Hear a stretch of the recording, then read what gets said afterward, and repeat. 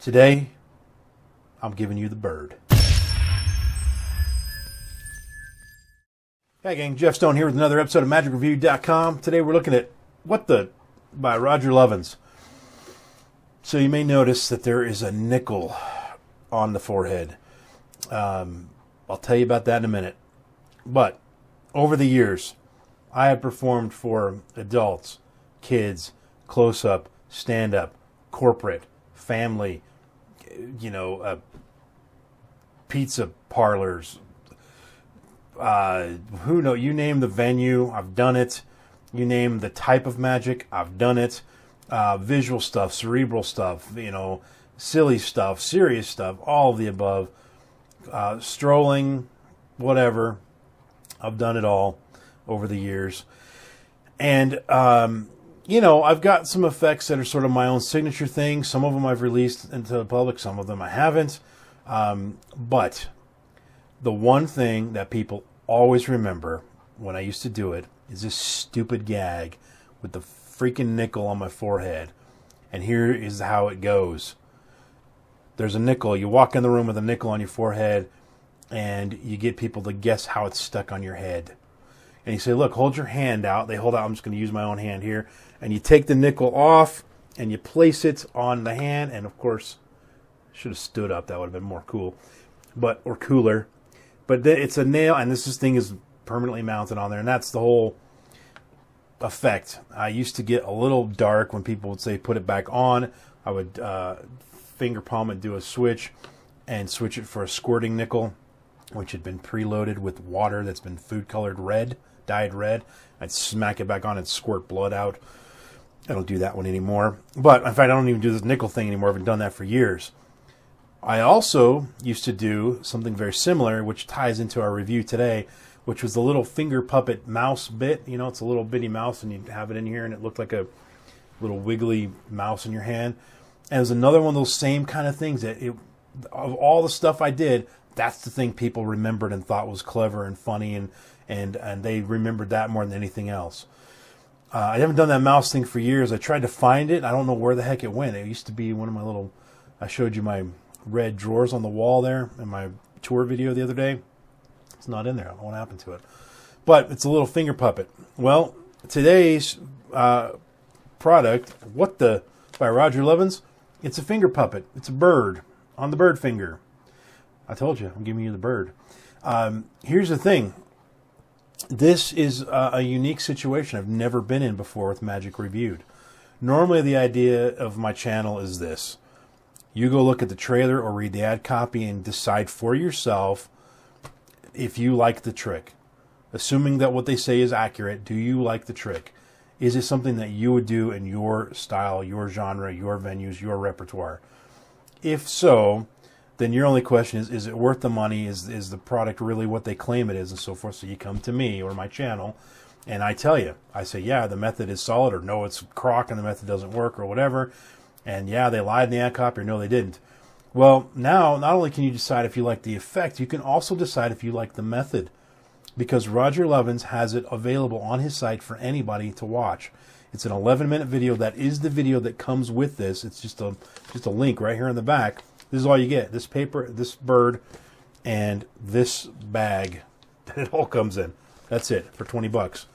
So go to Rodger Lovins' website, which is Rodger with a D, R-O-D-G-E-R, lovinsmagic.com, and right on the home page, there's a link that says, watch the training video for what the, and click on it. It's 11 minutes, and it will show you this puppet. It will show you all the methods, how to make it appear, how to make your hands appear empty, how to make it disappear, presentational ideas, everything you can imagine. And it's very well done. It's poor lighting and not the best quality.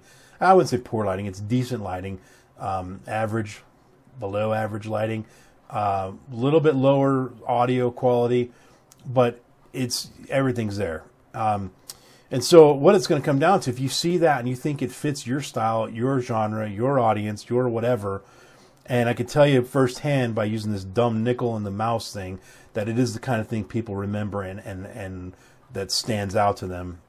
So even though I've never actually used this, I can attest to this type of routine. So you watch that and you decide if it's for you. The only question I think you should have for me at that point is, well, what's the quality of this bird?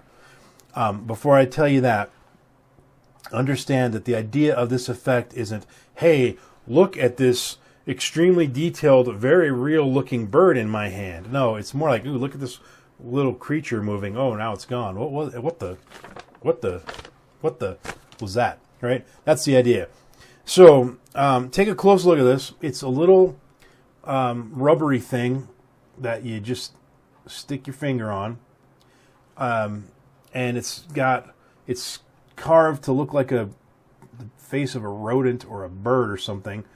And the eyeballs are multifaceted, like gem cut or diamond cut, so that theoretically the light will reflect off of it and make it look like the eyes are blinking or moving. He said that he's actually had people that thought that it blinked, and so they thought it was a real animal. And it's made with real feathers. But as you can look at this thing, it looks like this gnarly, wet rat-looking thing that you dragged out of the sewer. But again, they're not getting a super close look at it. The only thing that I really don't like about it is this. There's something sticky on it. And I think it's the glue that holds the feathers on, but it's sticky, and there's like a little residue on my hand. That is the only reason I gave this a 3.5 star rating rather than something better than that. So basically, you have to ask yourself, do you like this puppet the way it looks? And again, remember, it's going to be, in your hand, which is a really weird angle here. Watch the video that he shows. It's better than what I'm going to be able to show you here. But if you don't mind the way this thing looks, and maybe yours won't be sticky, I don't know, then I think you'll be happy with it. It's a fun little bit that will get great reactions, and it's the kind of thing that people remember over anything else that you do. So, but if you don't like the effect and you don't like the method, well, then what's the point? If you like both of those things, then the question is, based on what I've shown you, do you like this puppet? And I feel that there are some things he teaches on that video that are good for if you do use finger puppets. And I have some other routines that use finger puppets. I have a mentalism routine that I learned from Mark Strivings, I think it was from him, that uses finger puppets, and there's some fun additions that I could use from that video I watched. So go watch the video, and then based on that, make your decision. It's $20. I gave it 3.5 stars. Stone status of gem with a lowercase g. So time to like the video, subscribe to the channel, share it out to your peeps, and listen to the Random iTunes song of the moment, which is Look Into the Future by Journey. Oh, man. Write that down. I'll put a link to that in the description below. So this is off of their debut album, The Journey. I grew up, in the 80s, and my first exposure to them was Raised on Radio. So obviously they'd been around much longer than that. It wasn't until years later, like when their box set came out, that I borrowed it from the library.